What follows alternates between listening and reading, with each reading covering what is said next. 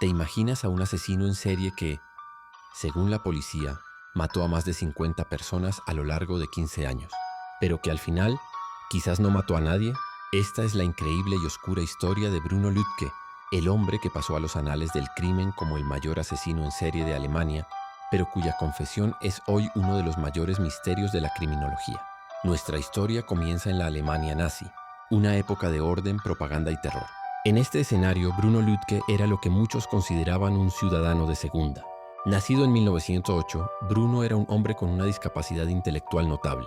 Era conocido en su barrio como el tonto de Bruno. Tenía dificultades para hablar, para entender conceptos complejos y vivía una vida sencilla y marginal, trabajando como cochero y haciendo pequeños recados. Era un hombre grande, físicamente imponente, pero con la mente de un niño.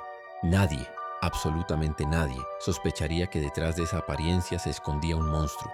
O eso es lo que las autoridades quisieron que todos creyeran. El 29 de enero de 1943, una mujer llamada Frida Rosener fue encontrada brutalmente asesinada en los bosques de las afueras de Berlín. La escena era horrible.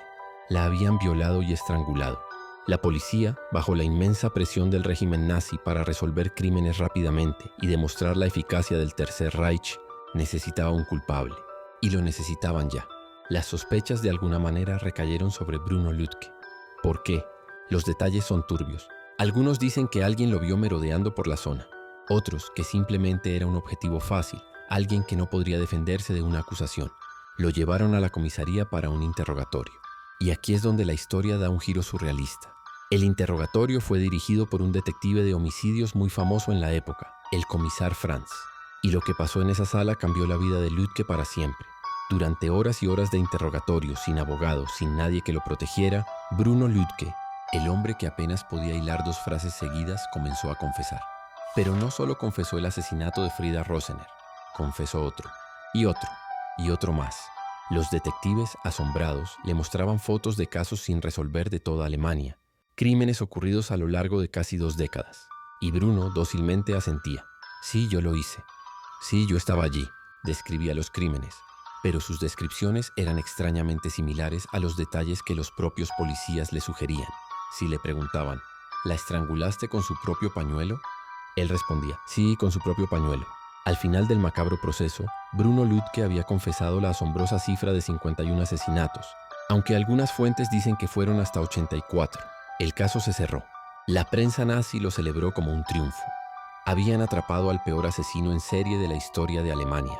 Un monstruo degenerado que, convenientemente, encajaba en su ideología de limpieza social. Pero Bruno Lütke nunca fue a juicio. ¿Por qué? Porque el régimen nazi no quería un juicio público, que pudiera exponer las deficiencias de su sistema policial o la vulnerabilidad de la sociedad alemana.